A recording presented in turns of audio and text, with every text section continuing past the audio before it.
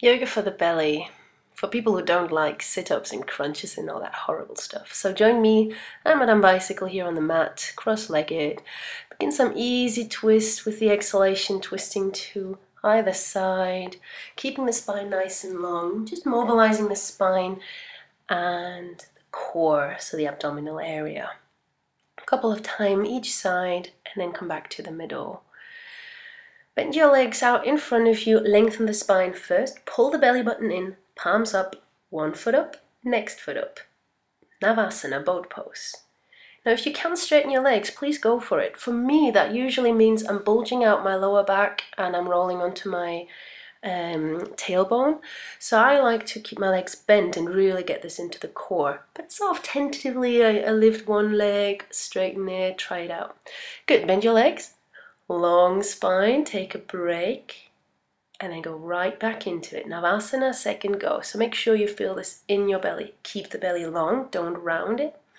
Pull the belly button in towards the spine, up towards the rib cage, and keep breathing. And again, maybe straightening one leg at a time, just trying it out. Maybe smile, maybe that makes things easier. Cross your legs in, sit up nice and tall, stretch the spine, stretch the belly, smile, enjoy this, or hate this, it's up to you. And number 3, here we go. So same thing, but maybe turn to the side now, exhale. Inhale to the middle, exhale to the other side, getting a little bit into the obliques now. One more time each side. Exhale, second side, back to the middle, and then lower down, half boat. Hold it low. If this hurts your lower back, please stay up. Pull the belly button in. Don't let your belly button come away from the rib cage. And gently back to full Navasana, boat pose. Cross your legs in, long spine. Booyah! Well done. Roll over your feet onto your knees now. Come onto all fours, lengthen your spine, and again, pull the belly button into the spine, up to the rib cage. And this is not really visible, but you lift your knees away from the floor, tucking the toes under, and then you let your knees energetically push forward, and your hands, which are grounded on the mat, energetically push back. So they go together without anything actually moving. You pull the belly button in. This is really strong, but there's no strain on the neck, no strain on anything. It's just using your core. Nice. Come back onto the knees. Stretch the spine out. Let it become long. No arch though. Now this time, lift your back leg away. Make sure that there's nothing behind you that you kick. And then, left leg away, right arm in front of you. And then to challenge your balance, lift your right foot away from the floor so that you're just balancing on the knee. Make sure the knee is nicely padded so there's softness, it's not hurting. And then that little dance just creates core strength. Back onto the middle, all knees off, all hands on the floor, take a break. And second side, right foot out to the back, left arm up in front of you. And then lift the left foot away as well. Let it be wobbly, but keep breathing. Maybe that calm of the breath will calm the body and make it stand a little. Not for me here today, but maybe you can hold it and gently release. Well done. Come now into a plank pose. One straight line with the shoulders right on top of the wrists and the heels lengthen back as the chest lengthens forward. So you're super strong. Hold it, keep breathing. And then come onto side plank. So the feet come together and you lift your left arm away from the floor, staggering one shoulder on top of the next. If you can look up, that's great. If not, look forward. This is too much. You just lower your bottom knee, the right knee, to the floor for extra support. Build up the strength. Find a pose that you can hold for the entire time here, breathing. Letting both sides of the torso stay long. Come back to the middle and immediately over to the other side. So, oh no, I'll do a little vinyasa. Why not? So lowering down, inhale up dog, that should feel nice. Exhale down dog.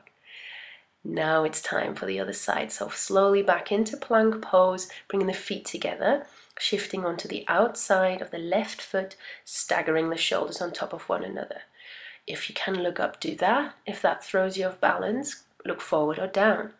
Try and feel light so that you're not collapsing into your wrist or into the lower arm. Again, if you need that knee, the lower knee comes to the floor, do it. Slowly, with as much control as you can master, come back and through your vinyasa. Low push-up, inhale up dog, exhale down dog. You can leave the vinyasas out. I quite like them to shake things up in between. From downward facing dog now, lower your elbows to the floor. If you can at the same time, generating a bit of arm strength. Elbows are no farther than your shoulder width apart. Feet are hip bone distance apart, and you lower your hips into forearm plank. And here you stay. Breathe. Pull the belly button towards the spine, up and away from the floor. Chest lengthens forward, heels lengthen back, and you hold, building up to as long as you can. If you need a little break in between, take a break, but otherwise stay here and always come back into this pose. Building up the strength, generating fire in your core, in your abdominal region.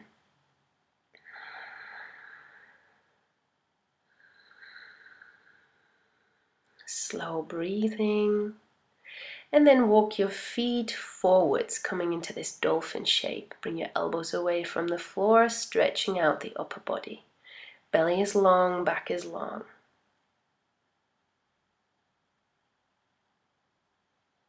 And you get to do it again. So lower your elbows. Elbows are underneath the shoulders. If you want some extra bits here, you lift your right foot up, point the toes to the side, right knee to right shoulder, come back down. With as little lift across the hip as possible. Second side here, left foot up, left knee to left shoulder, and back down. If forearm plank on its own is enough challenge, just stay here, be challenged. Hold it for a little longer, keep breathing.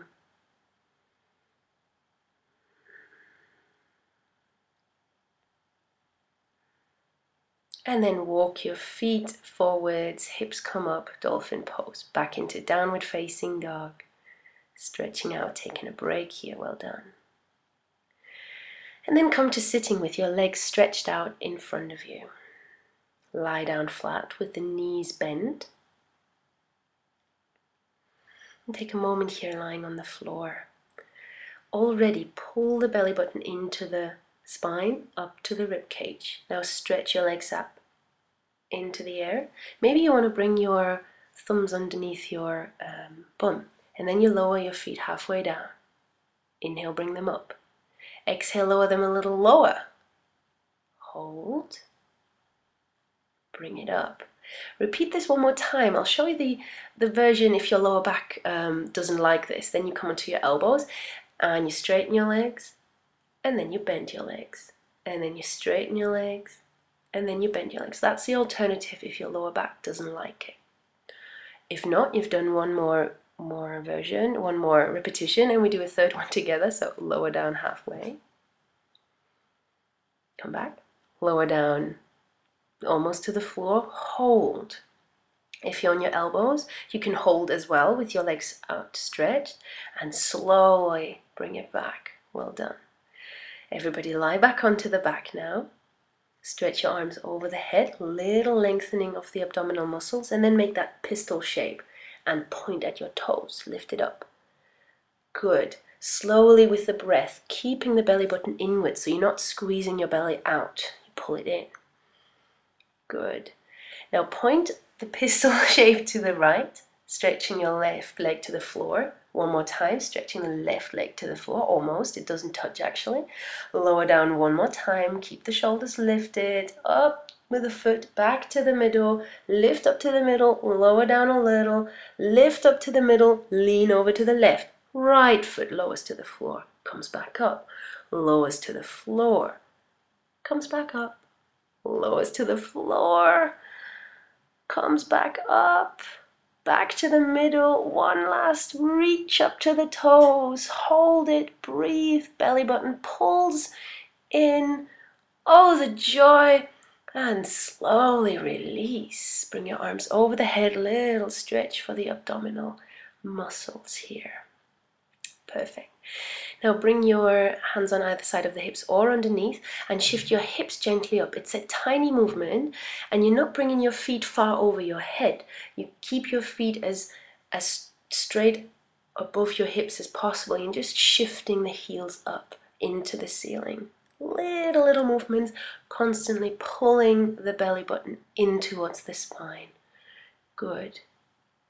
Now keep the hips lifted. If you want, lift your arms and shoulders and head as well, reaching those pistol shape up to the toes, crunching together, pulling the belly button down to the spine, and gently release.